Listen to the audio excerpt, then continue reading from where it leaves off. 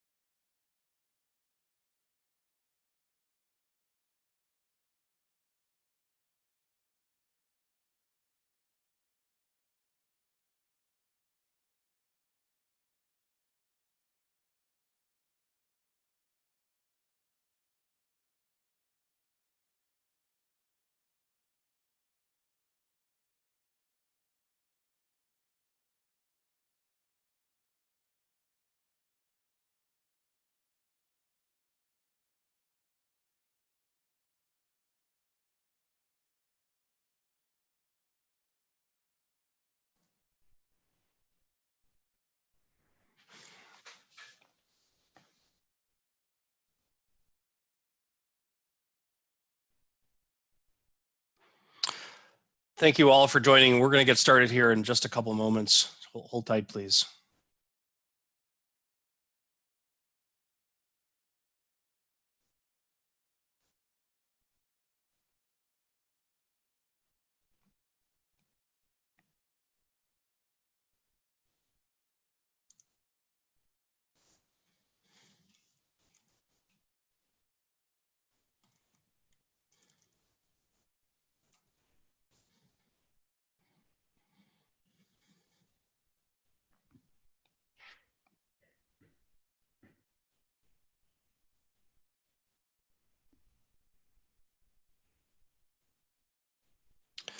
Okay, good morning to everyone. Thank you all for joining us today on first day back from hopefully an enjoyable long weekend for everyone.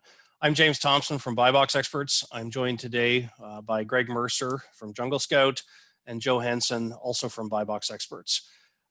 We will be doing a 1-hour discussion here on issues around losing margin in your Amazon third-party business.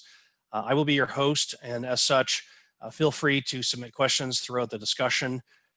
Greg and Joe will be doing the discussion in terms of covering the primary content, but I certainly welcome you all to submit questions throughout the discussion. We look forward to a very productive conversation. Let me turn things over now to Joe, who will handle the responsibilities of managing the deck. Joe, did you want to share your screen and we can start introductions? Great. So, again, welcome today to our discussion on how to reverse declining margins on your Amazon business. I'm joined by Greg Mercer, founder and CEO of Jungle Scout, and Joe Hansen, founder and CEO of Jungle Scout. Gentlemen, would you like to introduce yourselves, please? Well, I think you meant founder and CEO of BuyBox Experts for me. I'll say Joe has founded a Jungle Scout too. No, but I'm Joe Hansen. I'm a serial entrepreneur. I've built up half a dozen different brands over the years and sold those off, e-commerce brands. James and I actually are co-founders of the Prosper Show, one of the largest Amazon seller conferences in the world. And today I run BuyBox Experts. It's a digital agency devoted to helping brands on Amazon. Thank you, Joe. And I'm Greg Mercer, founder and CEO of Jungle Scout. I personally started selling on Amazon back in 2013, and that's kind of was the start of where I'm at today, which is now primarily running the software company. So Jungle Scout is a software tool to help everyone from small entrepreneurs to large brands win on Amazon. And that's primarily through like our e-commerce intelligence. And yeah, Joe, I'm excited to chat with you today about the decreasing margins. Great. Absolutely. All right. So let's start off with defining the problem here.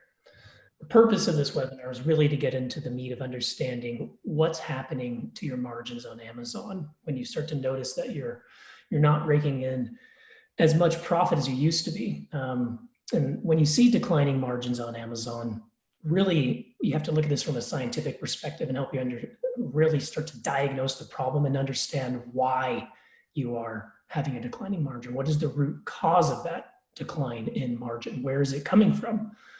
And there's a number of different places that it can be coming from. The generic formula that we tend to look at on Amazon is you're looking at the selling price of your product. You subtract all the costs that you see on Amazon, and that results in your margin. There's a lot of things that go into costs. And so that's going to be kind of the bulk of our discussion today. But is there anything you wanted to add to that, Greg, as far as kind of a summary and where we're starting off right now? No, I think that's a great summary. And this is a topic that it's been very clear to me over the years that can be like a little bit mysterious. And I think there's a lot of good nuggets in here that even if you feel like you're pretty informed on this particular topic, I think you're going to learn a lot. So let's talk about the decreasing margin on your account. One of the best things for us to really state clear, front and center here is that it's not just looking at your margin in aggregate, but really looking at your margin on a SKU by SKU basis is where you're going to start to be able to disaggregate that data and start to understand where you're seeing increase in costs. There are going to be some bulk areas of cost attributed to your entire catalog, but really you have to be able to look at your catalog on a SKU by SKU basis or an ASIN by ASIN basis for the Amazonians here to really understand what is happening to your margin. And chances are that you have erosion of margin to a particular set of products within your category, but not to the entire product catalog that you have. So understanding that is going to be, I think, the pivotal part of really getting into the meat of this. I think it's fair to say there are a lot of sellers that probably sell a bunch of products today that they don't realize put them underwater. And so they're doing Amazon a favor, but they're certainly not doing themselves a favor by choosing to keep their economics across the catalog rather than doing unit economics across each individual SKU. I'd agree with that.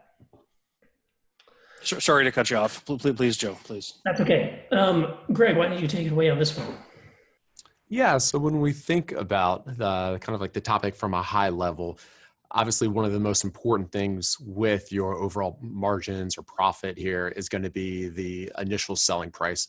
And when you're thinking about what the drivers of the selling price are, we've listed out a few here that are the most important. Some people aren't as familiar with Amazon, and I guess one of the more unique things about the Amazon platform is the fact that a whole bunch of different sellers can all compete for the buy box. So that means that different sellers are going to have essentially the add to cart or buy now button, depending on when a different consumer lands on that page. So a result of that is there's always going to be fierce competition for the exact same product to kind of like be driving down the price. And that's, I think, one of the most important things that people need to understand or look for if they're new to kind of selling on Amazon. We've listed out a few others here. Another one that I think is kind of like a common problem or something that I see happen fairly often or can be a quite costly mistake is when your particular listing gets suppressed And what we're talking about there is Amazon has some kind of issue with the listing. Maybe that means that the return rate was too high, or someone complained about it for a number of different reasons. That means that there isn't anyone there to kind of like own the buy box or add to cart. And the result of that is typically Amazon's not going to show that in the search results. Sure. What else do you have to add on the drivers of the selling price? Oh, let me go back here really quick. I was just going to say that it's one of the areas that I think sellers or brands don't really attribute an erosion of margin to. They aren't putting that into the picture. Typically, they're looking for increase in cost, but they aren't looking at the historical picture of what the price of their product is that they're selling at typically, and understanding that there's typically a huge decrease in margin over time where you have people competing on buy box with you, or where you're having to lower the price of your product over time because maybe you're seeking promotional activities on Amazon and you're trying to get featured for a deal of the day or lightning deals. And over time, the list price of your product tends to drop lower and lower and lower. And so that's one of the areas to look at is historically, what have the prices of your product been over the last 12 months? Have they decreased? Why did you make those changes? Are they continuing to happen? Because that's one of the top line figures where we start from. Yep. We want to talk a little bit about where you can find the pricing information at. Now, some of it's going to be available inside of Seller Central for those of you who are third-party sellers. Other pieces of information there's information inside of Seller Central that you can only see the real-time data point for that. There's information inside of Seller Central that you can see like reporting and historical reporting. And besides that, you have to use third-party tools unless you want to take advantage of a really manual process. So we listed out some of them here. But for example, things like what your competitors are pricing at, or often testing to see if the buy box is suppressed and quickly notify you of that. Those would be good examples of where third-party tools can really come in handy. So if you think about it, something like a buy box suppression being suppressed for a few days without realizing it can have a really serious impact on your sales.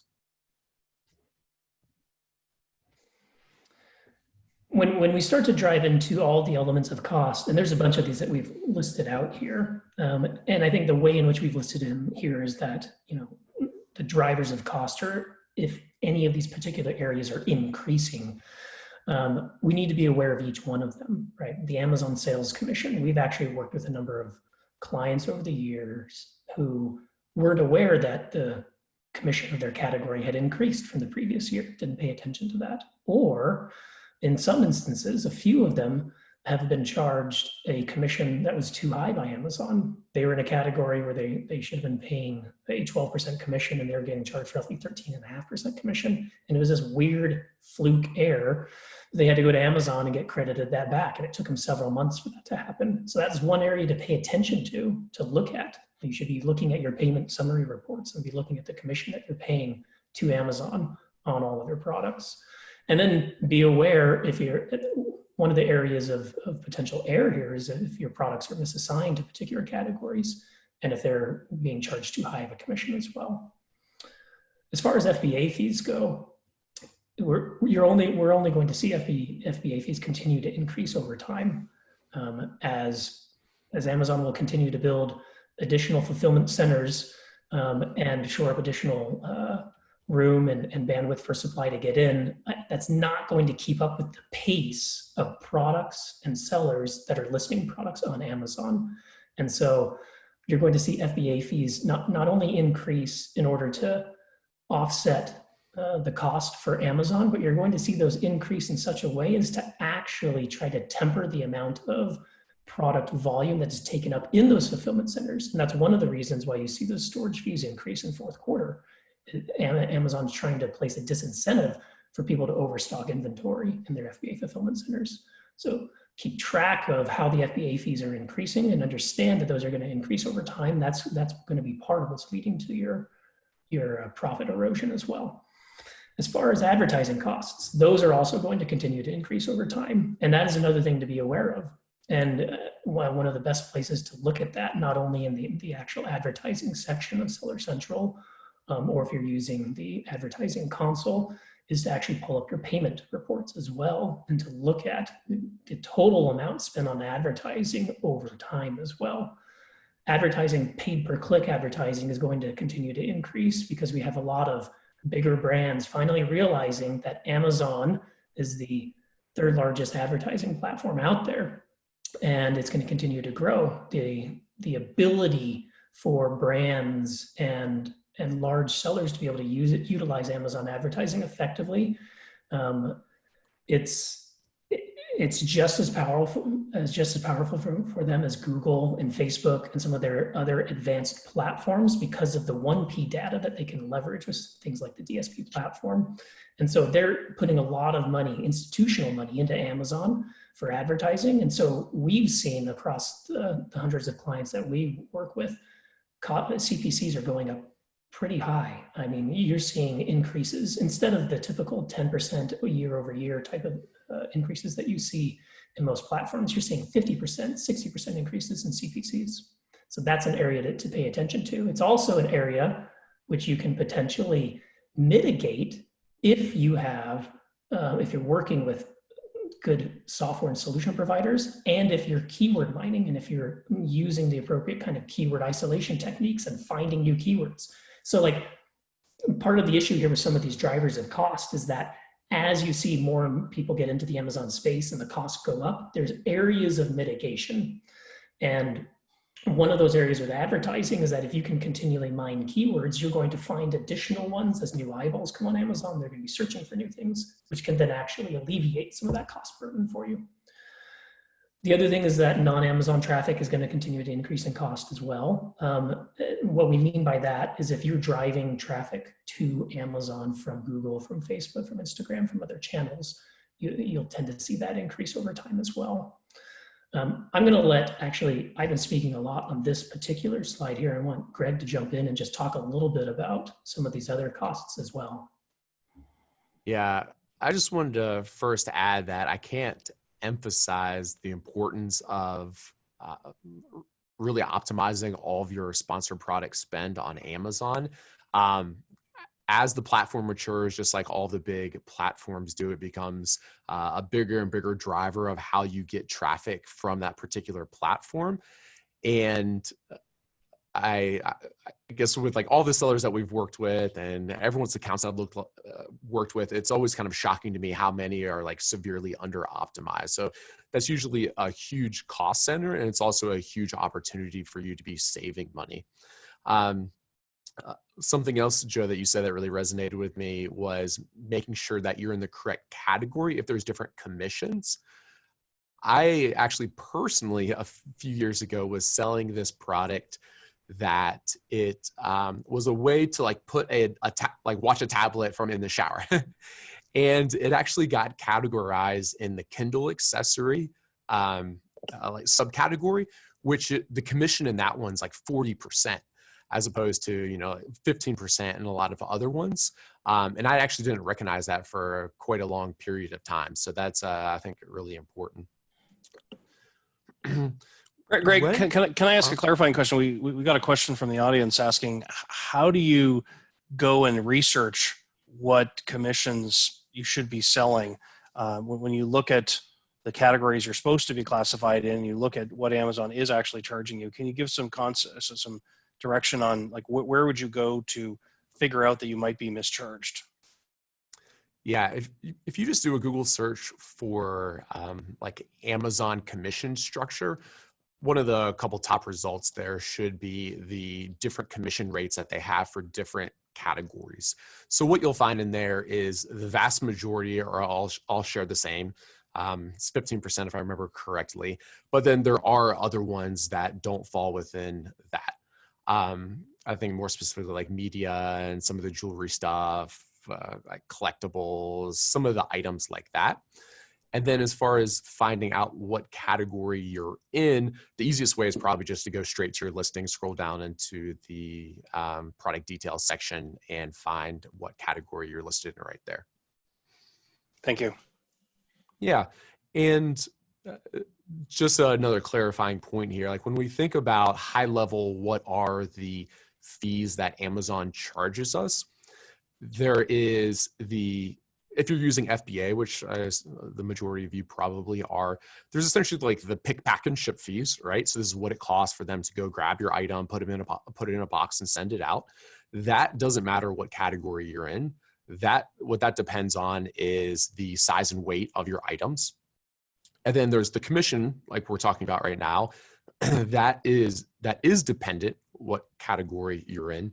And then there are, of course, some of the other fees, and we have some of those listed out also kind of in this webinar, but those are things like your monthly fees and your storage fees and some more items like that.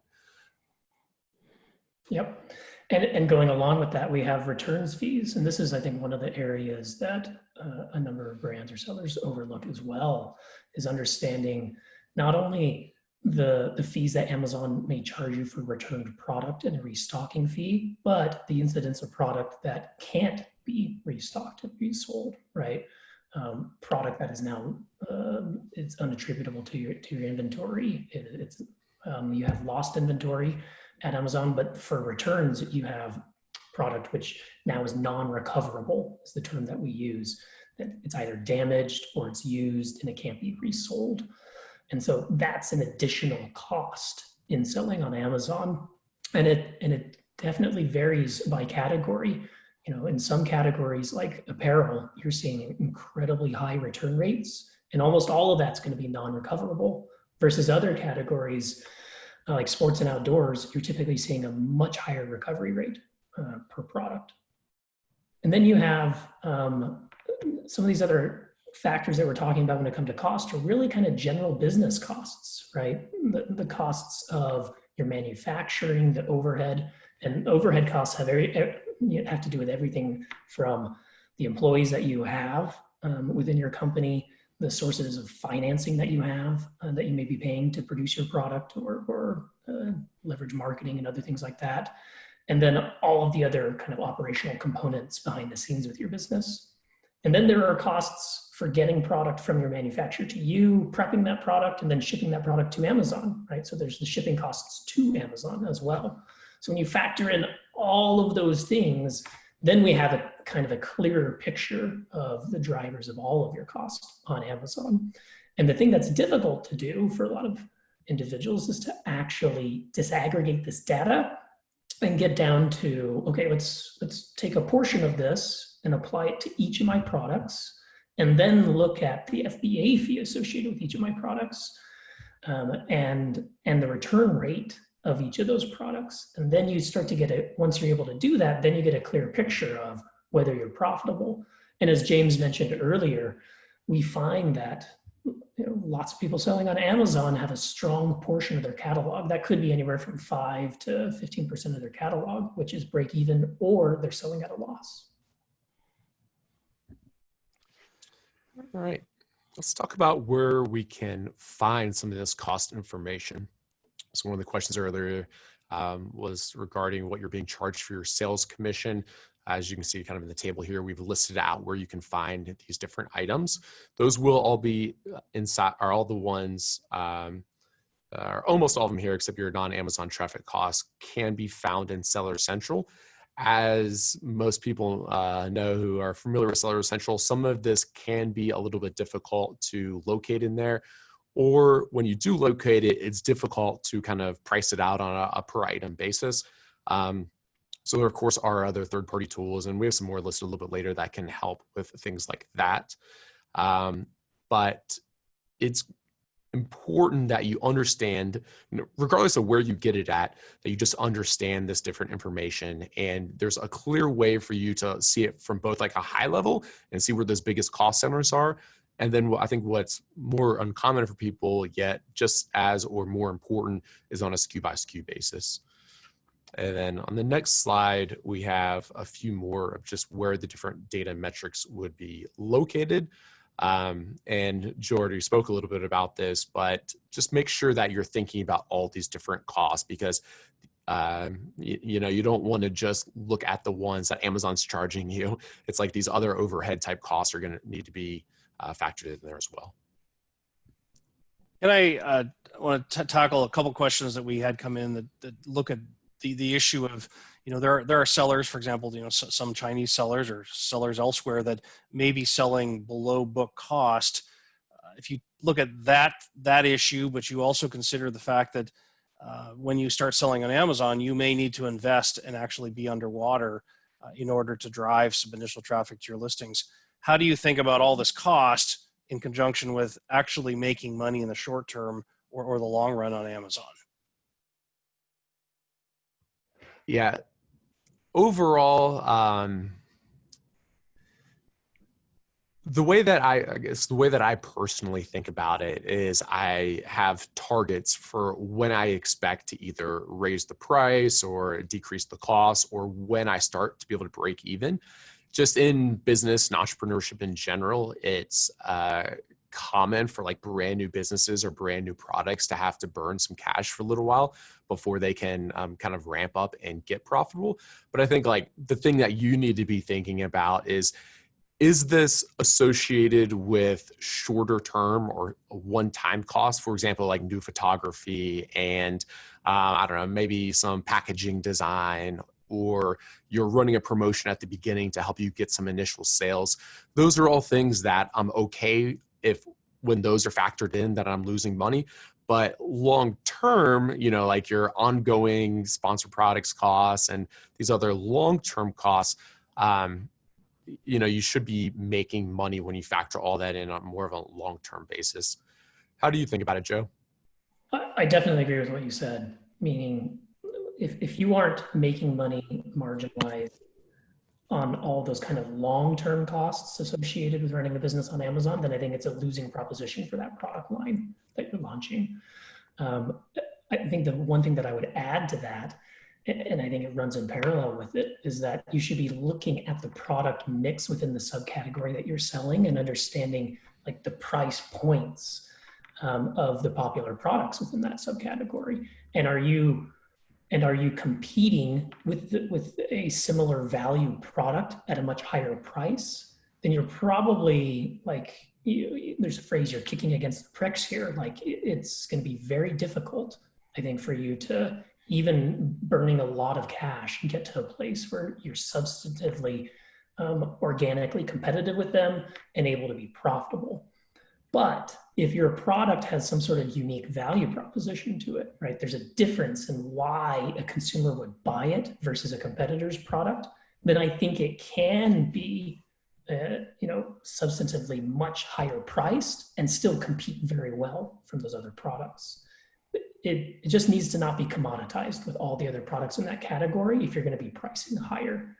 And as long as you have that sort of material difference in your product, then I think you can definitely afford to have the business case to burn some cash, be less profitable or not profitable, in order to get to a level where you have enough sales and recurring volume of sales that you're going to be profitable. Okay, so this next one here, really quickly, I think what we wanted to talk about is just understanding the Amazon flywheel.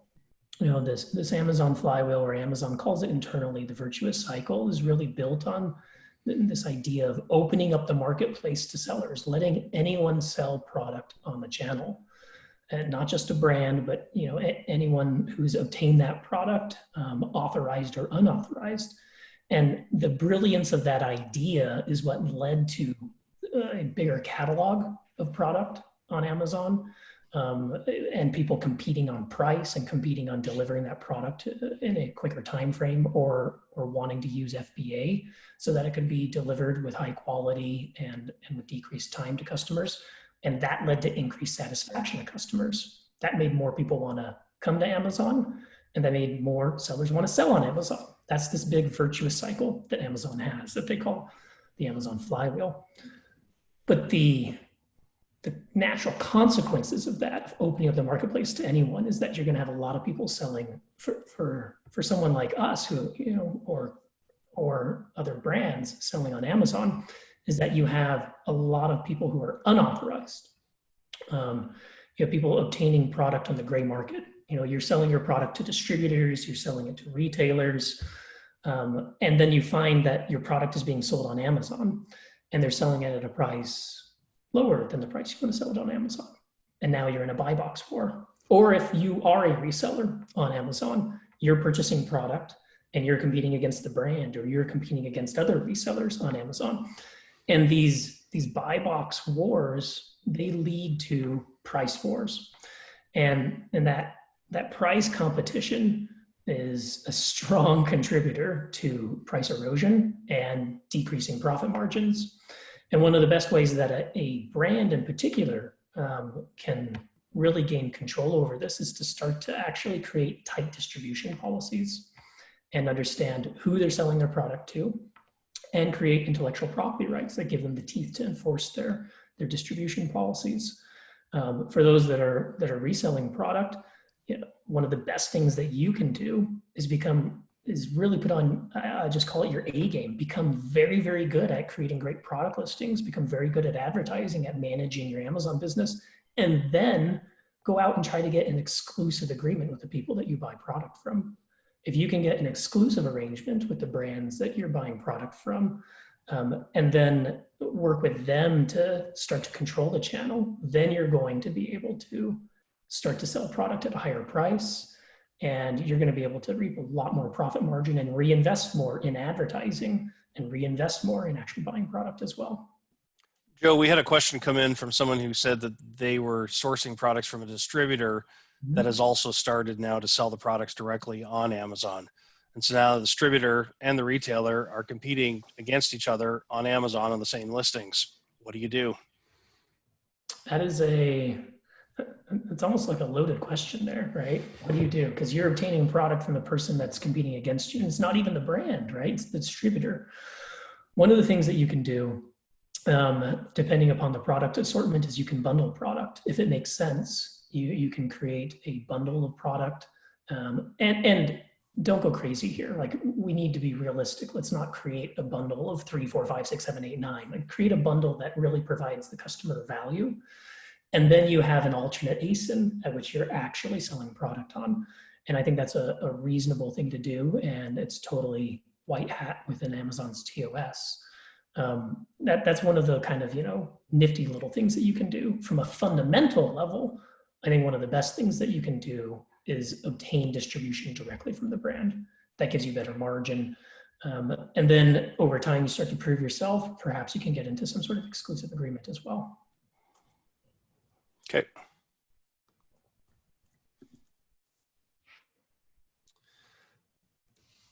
When we're thinking from kind of a high level of what's causing these decreased pricing, Joe spoke a little bit about kind of like on the particular listing and how that, on that particular SKU basis, how different people are competing for the buy box and competing for kind of the lower price right there. But if we then zoom out one level, we can think a little bit about the overall competition, like the overall market or niche itself.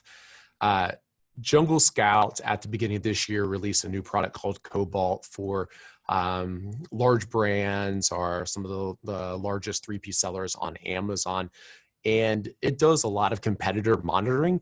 And what was really interesting through this is to see the different trends over the past couple of years. Like, for example, are the overall market trends going up for your category? Are they overall going down? How's the price trending over time? And through this, you can start to better understand, like, I guess, where the pricing pressure is coming from. As you can imagine, most kind of like markets or niches on Amazon are getting like more and more competitive. So it seems like the price is trending down, but then there are plenty that are kind of trending upwards. I think if you find yourself in one of these markets, like it's kind of like overall trending down and pricing pressure being put on, I think you need to be thinking a lot about like how you can differentiate yourself. So I know there's a lot of different types of kind of like selling models that are represented on the webinar right now, everywhere from brands to distributors to resellers. But if you, I think it's appropriate for like all those different people to be thinking about how they can differentiate their particular offer from the other competitive listings.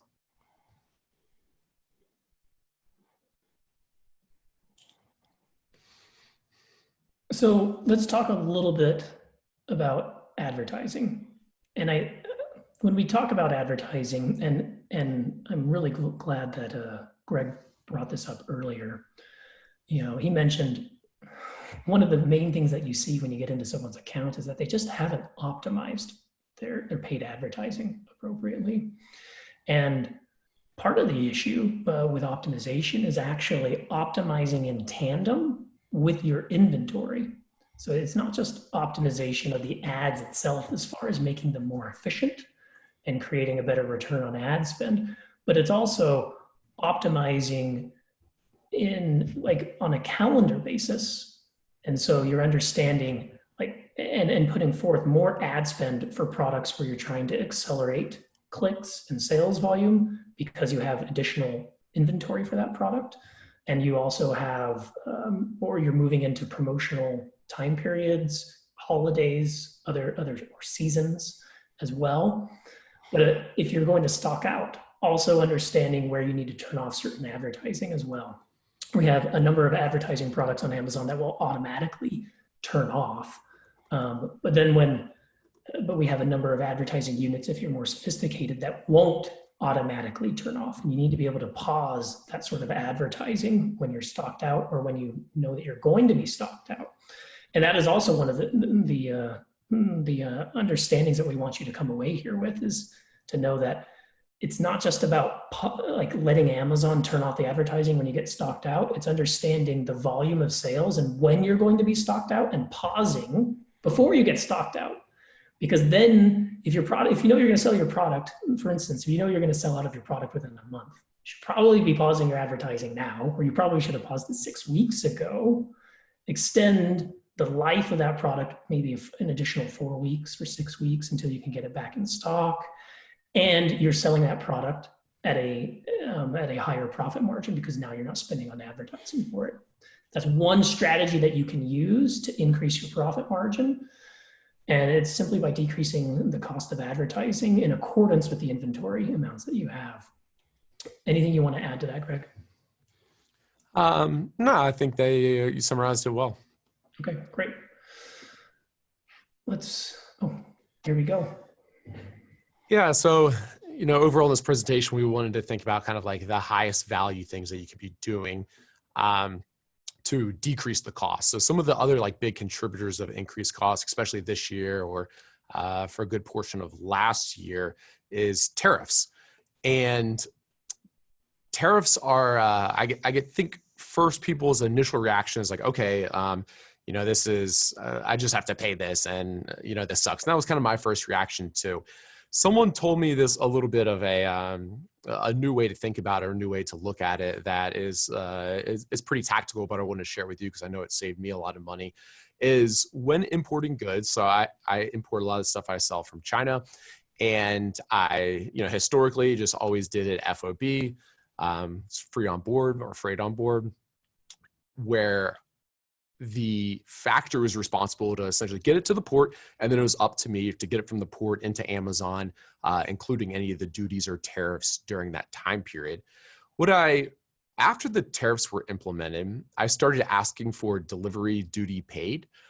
And what that means is the factory is responsible essentially to get it all the way to Amazon. And the reason that this is, I think it's more common for it to save money, is because when the factories are declaring the value, they're thinking about it, I think a lot of the times, as the value of the goods, or kind of like what it costs them. Whereas, if you're filling them out correctly and you're filling out the declared value. It'd be like the value that you paid for it. So I want to acknowledge this is definitely like a little bit of a gray area. And of course, I'm not an attorney as far as the stuff goes, but from what I can tell, it's kind of like the factory taking on all of the risk associated with this. And I can see where they're coming from as well. So the result of all of this was I was getting them to Amazon's warehouse for cheaper using DDP. And I think the reason is a big piece of the tariffs that I just spoke about right there.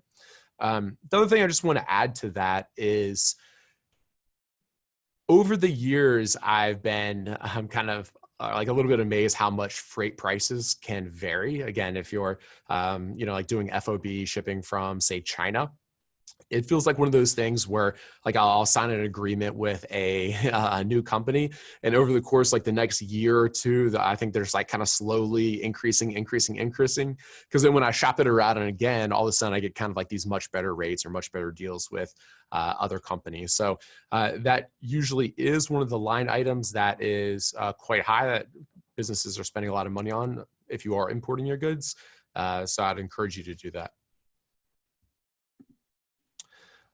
We just acknowledge we just got a note from one of the attendees who indicated that doing this alternative form of tariffing is considered a form of under invoicing, which may actually be illegal. So I just want to make sure that anybody who decides to use this process is verifying with their attorney to make sure that they've set up things properly so that there isn't an issue with illegal activity with importing products. And just to add to that, just to be super clear, I guess I'm definitely not recommending, and I would never write down like the wrong value of what I paid for goods if I was paying for them. So I think a lot of times people kind of like get that mixed up. I understand that kind of figuring out declared value, it seems like it's a little bit more of a gray area there, but yeah, I agree that you should definitely look into it or use at your own discretion. When we're looking at overall kind of profitability of our businesses here, like we've spoke a lot about, how to reverse declining margins or where declining margins are happening. And one of the things that I'm usually kind of like most shocked by is the lack of insight or transparency that people have into where they're spending money, what their costs are on a per unit basis, how their price is varying over time, how much they're spending on sponsored products for these different items. So I would encourage everyone, or like, it feels like one of the first spots or the first spot that you should get in order if you don't already is just a good financial system for keeping track of all your costs and profitability. So there are a few different software tools that are listed out here. One, Fetcher, is owned by Jungle Scout for full transparency there, but there's of course some other ones listed out there. All of them are going to help you gain more insight into what you're spending money on, as well as have a way to kind of log what the costs are associated with it. But also if you have a kind of an ERP that you're managing your business off of, or you have a different system, at the end of the day, it doesn't really matter. It's just important to have good visibility into, all the items that I kind of just listed out. And one thing I'll just throw in here, it's a little bit of a tangent, but I had mentioned earlier about planning for promotional discount periods and things like that. That is one of the areas that you should keep track of. Just like you keep track of the amount that you're devoting to advertising as a cost line item as well, you should be keeping track of the discount amount that Amazon is applying for the different promotional tools that you use, whether that's coupons or discounts on your products, or whether you're doing lightning deals, best deals, or deals of the day as well.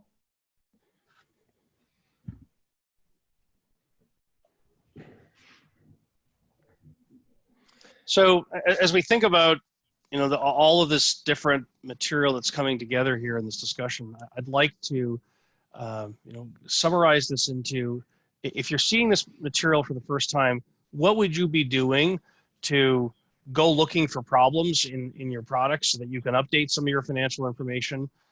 To do that, you need to be able to take all your costs and break them apart to be able to allocate costs. This is a challenge for someone who's never had to do this before. How do you, let's say you have nothing but Excel, how do you actually start this process of allocating costs, breaking things down into unit economics. Where would you start with this, Greg? Where would you start with this, Joe?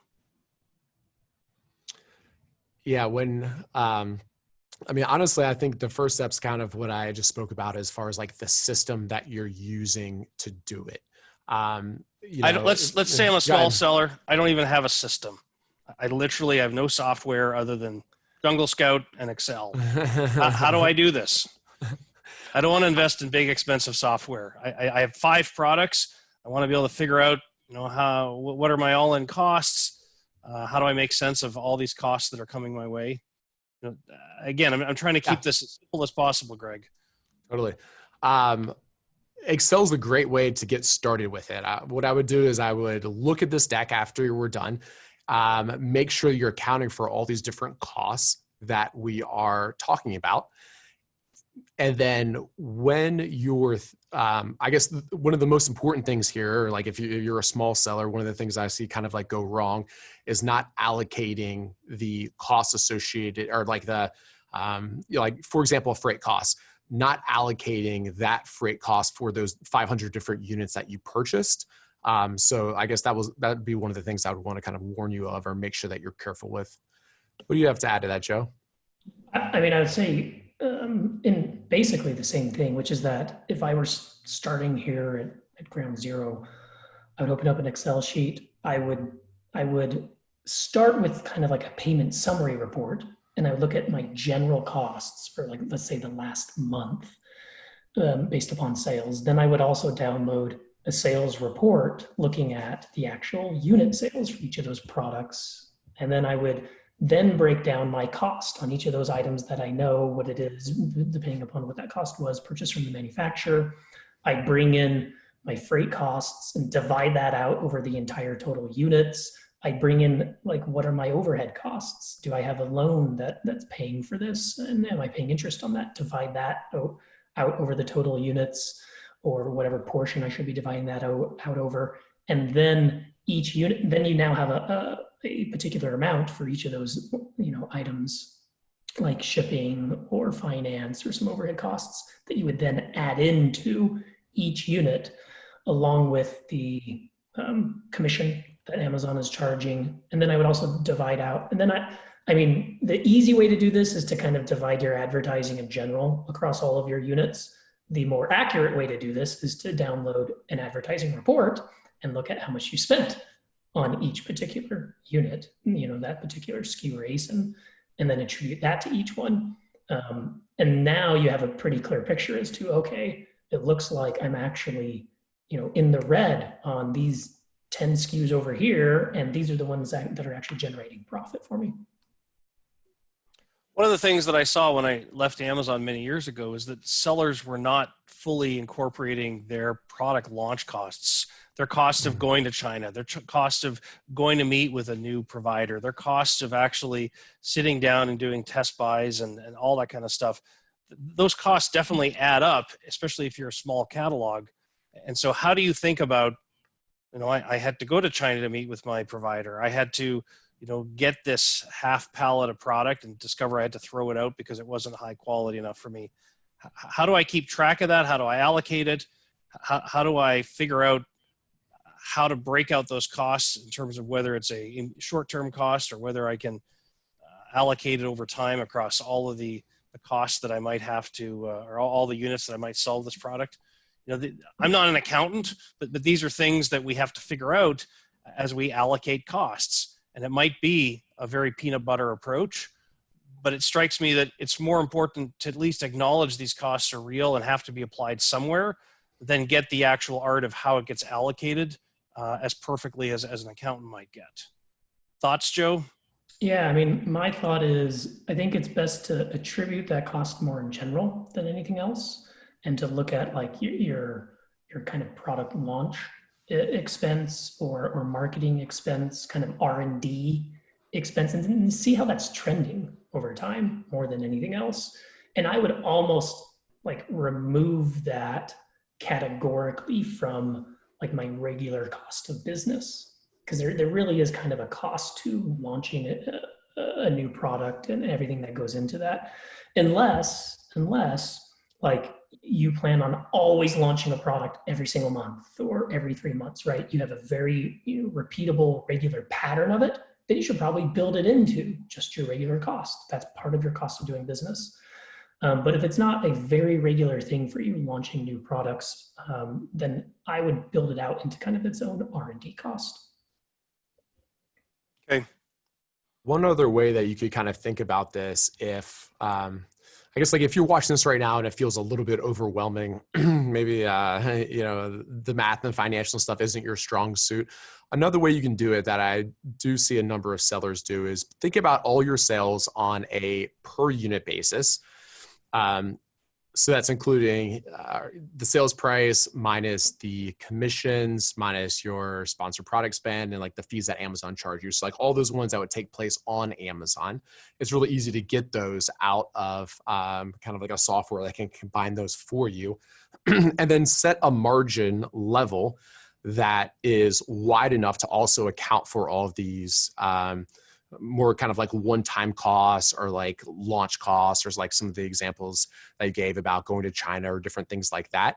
That is another way that you can look at it, or it might be easier to like keep a close eye on it on a week by week basis if you're thinking about it a little bit that way, because otherwise it's kind of like, man, how long do I allocate this trip to China for? Like, how does that get split out to my expenses over time? Mm-hmm. Mm-hmm.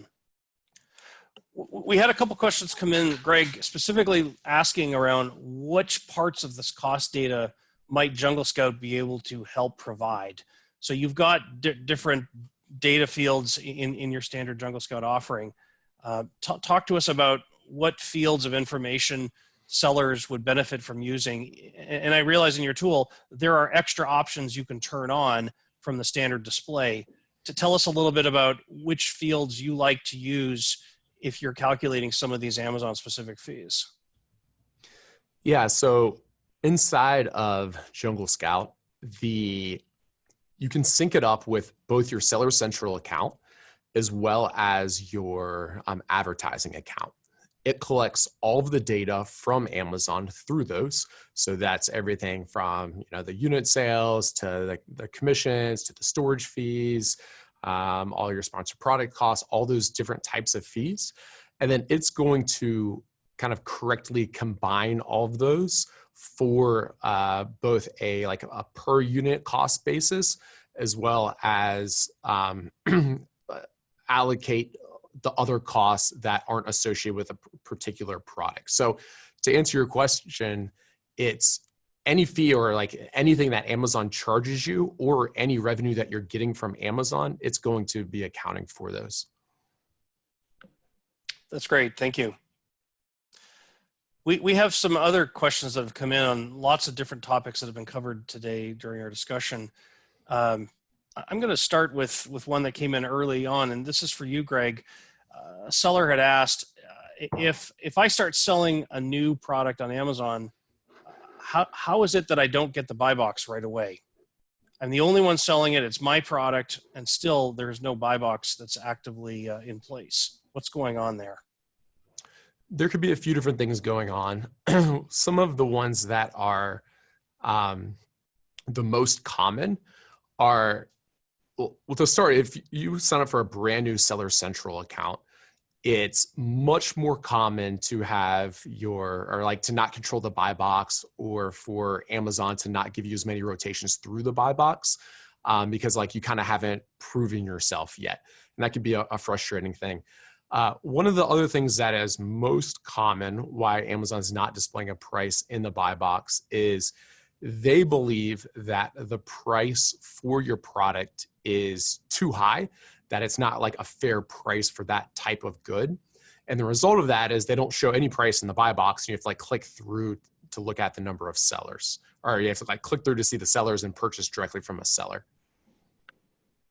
And I'll add to that, James. Sorry, Joe. Yeah, sorry. Yep. One thing I'll add to that is that often when you've created a new product and it doesn't have any sales traction, Amazon may require you to actually submit a ticket to seller support, asking them to activate the buy box, which is kind of a weird thing to consider. But there are often times when a new ASIN is created that it is not eligible for the buy box. until someone, in essence, flips a switch on the other end.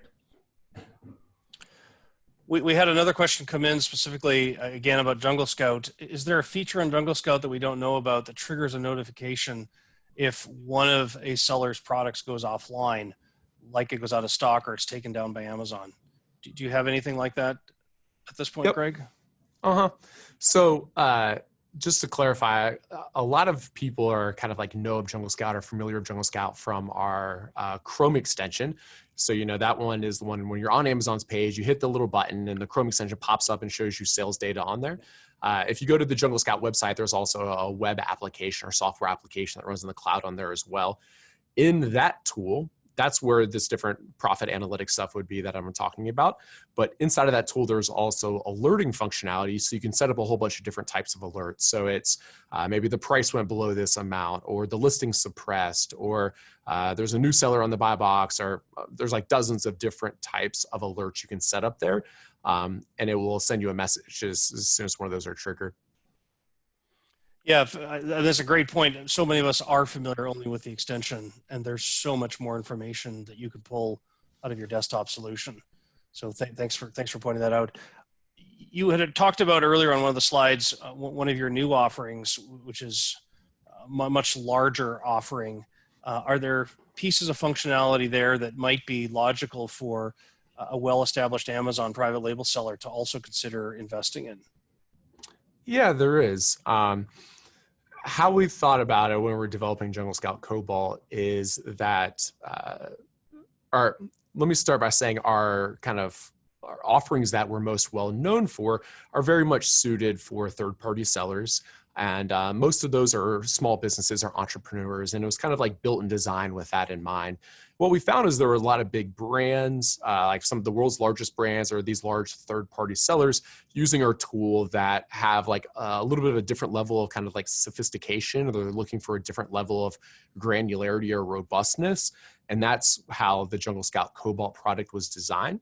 So yeah, if you're watching this right now and you're quite a large Amazon seller, one of the large brands, you can shoot us an email. We have it on the last slide here, but it's cobalt@junglescout.com. We'd be happy to give you a demo. That's great. One other Jungle Scout question that came in. If I'm looking at all of my fees, do I sync Amazon information with Jungle Scout research, or how do I pull my information versus the information that Jungle Scout might have on its desktop solution? Yeah, so when you sign up for not the Chrome extension, but kind of the Jungle Scout web application, when you go into there, it'll ask you to sync up your Seller Central account through it's called an API that connects to Amazon. So Jungle Scout's going to communicate with Amazon to your account, and it's going to download all that data and have it stored in there and kind of like reorganize it and show it in a way that's a little bit easier to digest and understand. Thank you, Greg. We had a question come in that ties back to Amazon's recent policy around this 200 unit maximum that you can put into FBA. For sellers that are trying to figure out margins and how to manage margins during Q4, this inventory cap certainly puts certain constraints in place. While it's not directly a margin issue, I'd love your thoughts around how do you manage to a 200 unit capacity in FBA when you expect to sell many more than that during a successful Q4? Joe, do you want to take this one? Well, I think there's a number of things you can do here. One is that you should definitely be prepared to fulfill yourself through FBM or MFN, however you want to call it. And that should be either fulfilling out of your own warehouse, or you should be leveraging a number of different third-party logistics, 3PL companies that are out there. There's a number that I think can really handle that very well, and they've become much better equipped at working with particular 3P Amazon sellers. That's number one. Number two, I would leverage additional shipping providers to get product into Amazon. When you use the Amazon partnered carrier, you're typically experiencing much higher delays, and you may be running into a backlog of shipments where there's multiple truckloads waiting to get into Amazon. When you actually have shipments scheduled to get into Amazon through a third-party provider that is not a partnered carrier with Amazon, then you actually get to the front of the line. At least that's what we've found. Yes. And so that is one of the ways that you can replenish inventory much quicker. Yeah, you sold out, now you need to replenish, now you need to replenish. That's one of the areas that you can do that. Thank you, Joe. We only have a couple more minutes left, and we've got some very challenging questions that have come through. Let me see what I can do here. We had a question come in specifically around, well, this is a good question. What is the buy box? Can you explain how it works? I'd like to understand what I need to do to make sure that I continue to be eligible for the buy box. Sure, I can jump into this one. The buy box really, it's best in order to understand fundamentally what the buy box is. The very quickest thing to do is to think of eBay versus Amazon. On eBay, if you're trying to sell your iPhone, every single person has their own listing, right? There's going to be, if 1 million people are selling it, there's 1 million listings. Amazon a very long time ago said, no way, Jose. There's going to be one listing, just one. And all of those million sellers need to compete to sell that listing. And we're going to determine who gets to sell that to the customer or wins the buy box, meaning if someone clicks on the add to cart button, it's purchased from that supplier, that seller of the product. We're going to determine that based upon things like whether the product is fulfilled by Amazon, its price, time to respond to customers, seller account metrics. There's a whole bunch of things. Amazon has its own algorithm of sorts that determines who has the buy box, and the buy box rotates throughout the day depending upon those factors. We at Buy Box Experts, just a little shameless plug here, we wrote an article that talks about like the 12 reasons why you can lose the buy box. And there's a lot, I think it's 12. There's a lot of different reasons why you can lose it, a bunch which are very murky and unclear. And I think we can probably just have a link to that afterward here to send out to everyone. Okay. You can go and read and understand what are the different things that could keep me from winning the buy box. We only have a moment left here. Joe, if you could put the last slide up, please. Yeah. And while you're doing that, Greg, any closing thoughts around managing your margin and keeping an eye on where you are with maintaining profitability as an Amazon seller? Yeah, hopefully just after watching through this presentation, you've got some of the new ideas or some of the costs you weren't associating for, or you're thinking a little bit more how your price has fluctuated and changed over time, because it's easy to get in deeper to the more exciting parts of the business, whatever that is for you, and kind of forget about this one, which is really at the core of the health of your business. Joe, any closing thoughts from you? Just it's all in the details. You really need to pay attention to, like when we talk about advertising and attributing cost, I mean, you may think if you were to just blanketly lay out all of your advertising evenly across all of your SKUs, then you may be thinking that a number of your SKUs are profitable when they're not. You may be spending disproportionately on ads on SKUs that may be affecting it. I think that same principle applies in other areas of your business. When you're able to actually apply costs in proportion to each of the SKUs that you have, then you get a clear picture on your profitability. Joe, Greg, thank you both for your time today. For everyone who's listened, I thank you for joining us today. Later today, we will be sharing a video recording of this, as well as the deck itself, so that you can use that as a reference tool going forward. Thank you all. Stay healthy and have a good rest of your week. Take care. Thanks so much.